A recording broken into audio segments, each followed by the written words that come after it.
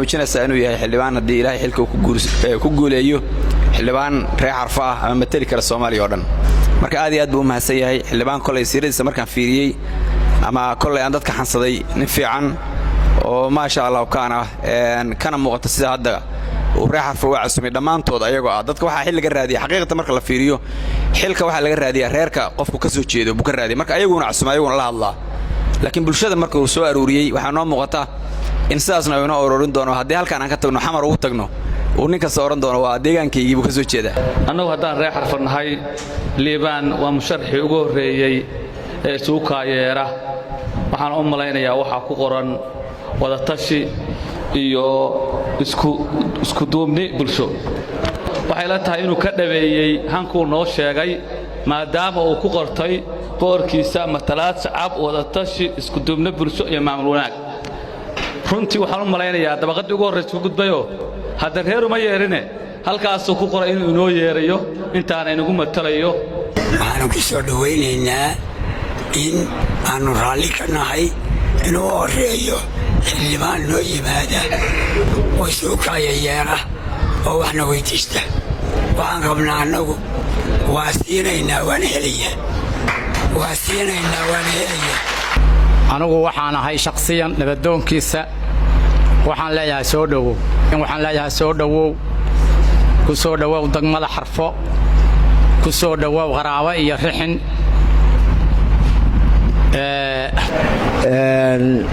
waxaa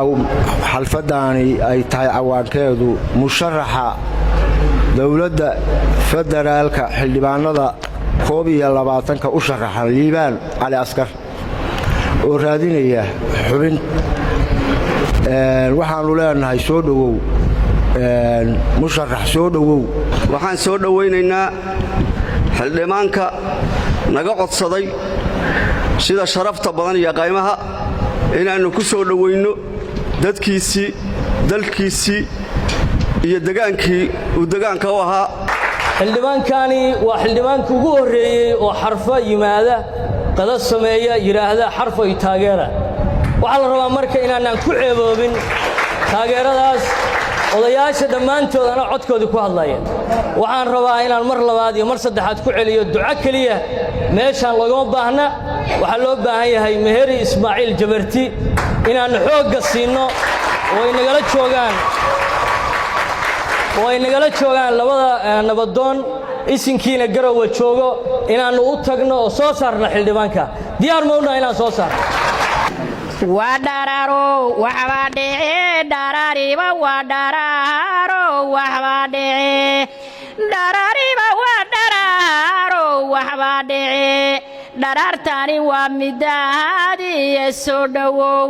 xarfoon kala dhuuban xildhibaan ku soo dhawow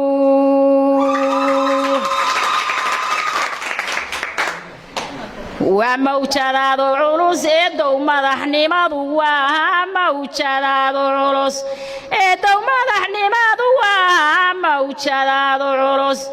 مسكح بايو باهانتهاي مسألة لغو هاقيو مسكح بايو باهانتهاي إلهي مدك تكو زاريي مالين دو الله إله مدك تكو زاريي مالين دو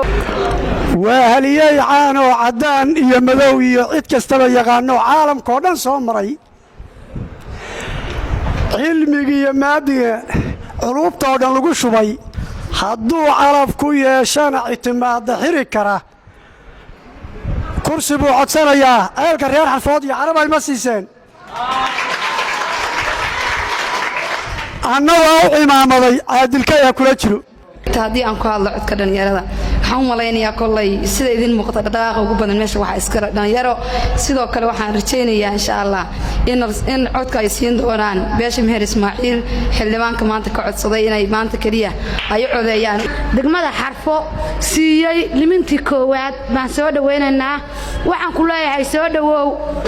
dhawow marka ogaada anigu miihinin qurba jooga ama reer xamar reer xafa ayaan ka tirsanahay taas niyadiina ku haayo reer xafa ayaan aad iyo aad ayaan kaga mahad celinayaa kasoo qaybgalka aad kasoo qayb gasheen xafladan aad iyo aad ayaad u mahadsantiin ayaa idin leeyahay. waxaan maanta halkan kaga dhawaaqaya anigoo ah diibaan cali askar una taagan ahna musharax xildhibaan dowladda federaalka ah. sababahan halkan ku doortay waxaa ka mid ah magaalada Xarfo waa magaalo aan imaan jiray. Kaalkacyo waa ku qaban karay, Garowe waa ku qaban karay, Boosaaso waa ku qaban karay, laakiin halkan ayaan doorbiday. sababta waxa weeyaan waa meel degan oo aad u qabow, dadkeedana isku duuban yihiin. waxaan idiin rajaynayaa idinkuna inaad isku duubnataan oo aad si fiican uga sii shaqaysaan. haddii aan ka hadlo musharaxnimadayda, sababta igu kaliftay waxa weeye wax kale maaha. anigu ma ihi qof u soo haajiray inaan halkan lacag ka aruursado ama xildhibaannimo aan ka noqdo oo aan danteyda keliya aan ku shaqaystay. waxaan u imid oo aan arkay markaan arkay xildhibaanadii Puntland la doortay oo dhan sanad 4 sanaba markii la doortay markay Muqdisho fariistaan inay yiraahdaan maamulka markaas jira annagu nama matalo. hadduusan maamulkaas ku matalin yaad matashaa marka waxaa meesha Muqdisho u fadhidaa. Muqdisho waxa weeye waa magaalo madaxdii Soomaaliya. qof walba oo tagan oo xildhibaana wuxuu matalaa deegaan ayuu ka yimid. deegaankiisa waa in lagula xisaabtamaa waxyaalaha kaga maqan oo dhan dowladda federaalka waa inay u soo celiyaan. khilaafaadkan aad u jeedaan dowladda federaalka iyo maamulada Puntland mar walba soo laalaabta ma aha maamulka iyo dowladda. xildhibaanada la doorta ayaa ka shaqeeya dhibaatada, sababtoo ah hadday u doodaan waxay u maleynayaan in maamulkaas uusan wax dambe u soo celin doonin. laakiin haddaad maamulka u shaqaysid aad noqotid bridge boondo isku xirta dowladda federaalka iyo maamulka Puntland, ogow weligaa meeshaan ka tegi maysid, waa joogaysaa, mar walbana waa lagu dooranayaa. sababaha keenay waxa weeye in 4 sanaba mar xildhibaanka la bedelo. waa xildhibaan aan dadka waxba u qaban, deegaanka waxba u qaban, maamulka aan wax u qaban. annaga koleeto meelahan ka nimid qurbaha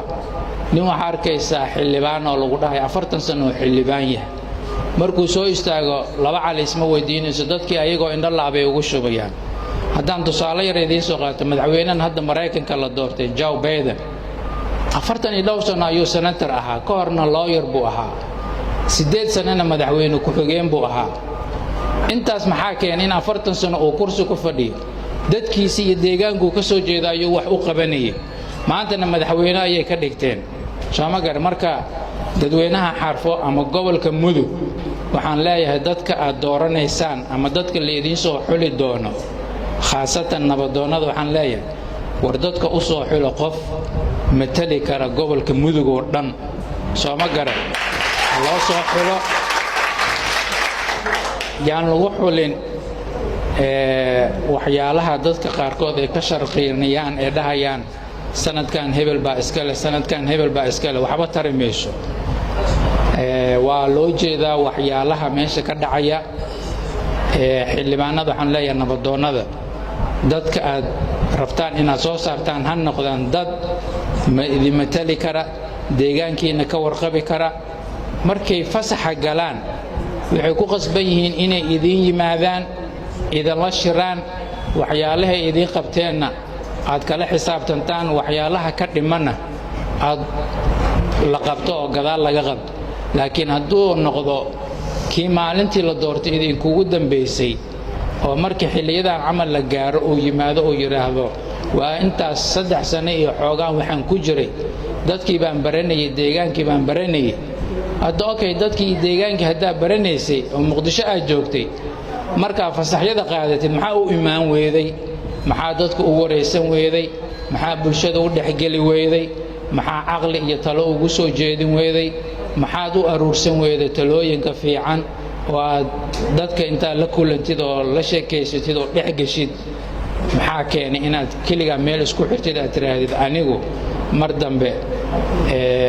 ma soo laabanaya, 4 sano ay ugu dambayso, markii aakhirka la gaarana uu yidhaahdo anigu waxbaan idiin qaban doonaa, saan baa idiin qaban doonaa. marka waxyaalo badan ayaa jira aan idin leeyahay. sababtoo ah waxa weeye xildhibaanku cayaar ma aha. waxaa loo soconayaa 2025 waa hal qof iyo hal cod ilaa hadda u malaynayaa xildhibaanada Puntland dowladda federaalka ka jira qof ka fakiray ama qof u tabaabushaystay 2025 gobolka Mudug soo noqon doona xagee wax laga dooran doona xagee doorashooyinka ay noqon doonaan waxaan u malaynayaa waxyaalihii la isku qabtay dowladda federaalka waxa ka mid ahaa one man one vote saasay tahay maamulada waa diideen shaki badan baa galay waxaasna waxaa keenay waxa weeyaan isfaham waaga ka dhexdhacay dowladda federaalka iyo maamulka Puntland laakiin waxaas oo dhan waxa u sabab ah xildhibaanada dowladda federaalka qaybta Puntland oo aan marnaba ogoleen Puntland inay horay gaarto horayna u socoto laakiin ogaada ayaguna inaysan dib dambe ugu soo laaban doonin halkaana aysan xildhibaano dambe aysan ka noqon doonin madaxweynaha Puntland hadda ka hor uu ka dhawaajiyay wuxuu yiri waxyaalaha noogu daran waxa weeye haddaama mashaariic soo helno dadku ugu horeeyna hor istaagaya waa xildhibaanada Puntland okay haddii xildhibaanada Puntland ku hor istaagayaan bari soo rabaa inuu xildhibaan ku noqdo marka madaxweynaha wuxuu ka dhawaajiyay wuxuu yiri waxaan rabnaa anagu dhalinyaro laacibiina oo isku xiri doonta Puntland iyo dowladda federaalka marka anagu dhalinyaradaas aan ka mid nahay waxaan doonaynaa inaan isku xirno Puntland iyo dowladda federaalka waxaan rajaynaynaa inay wax badan iska bedeli doonaan sanadkan haddaan kursigaas aan ku guuleysto aan u noqon doono hormood maamulka Puntland gaar ahaan gobolka Mudug iyo inta ku heeraaran oo dhan markastana waa idin la qaybsanayaa warbixinada iyo waxyaalaha oo dhan intaas waa inta aan idinkaga warbixiyay xildhibaannimada sababaha igu kalifay midda labaad waxa weeye qodobadeeda halkaas ayay ku qoran yihiin matalaad dhab ah wada tashi isku duubni imaamul wanaag anigu ma ihin nin kaligiis iska socdo waxaan jeclahay mar walbana aan dadka kula taliyaa war aynu tashanno aynu horumar gaarno aynu isku duubnaano waxyaalahan magaalooyinka ka socda oo arbishka dadka ku wadana in gooni la iskaga qabto magaalada Kaalkacyo waan joogay gudoomiye sanyar waan is aragnay wax badan baan ka wada hadalnay fikrado badan baan is dhaafsanay intaas ayaan idinkugu soo gabagabeynayaa khudbadayda sababtoo ah aad bay u dheer tahay waqtigana waa cariiri waa maalin jimco ah waxaan rabaa inaan idinku soo gabagabeeyo dhammaantiin waa mahadsantihiin mar labaad mar saddexaad sida sharafta la hadii soo dhaweyseen aniguna waxaan idinka ballan qaadayaa haddii aan kursiga isku guuleysto inuu deegaankayga rasmiga ah uu noqon doono aan degi doono magaalada Xarfo ee noqon doono wax badan aan ka qaban doono magaalada Xarfo haddii noqon lahayd xagga arrimaha bulshada xagga caafimaadka ugu muhiimsan iyo biyaha qofka bini aadanka hadduu biyo nadiif helo waa uu noolaan karaa laakiin hadduusan biyo nadiif haysanin waa ku adkaanaysaa inuu noolaado waxbarashada dhan ah u jeediin waa nolosha qayb ka mid ah caafimaadka iyo biyaha marka insha Allah wax badan baan ka qabanaynaa waana dadaaleynaa ilaahay garabka nala galo anigoo idin dhihimayo wax walba waa idin qabanaya intuu ilaahay i garansiiyo waan qaban doonaa hadduu ilaahay yiraahdo laakiin wada tashi iyo isku duubni ayaa inoo ballanah inaanu ka wada shaqeyno dhammaanteen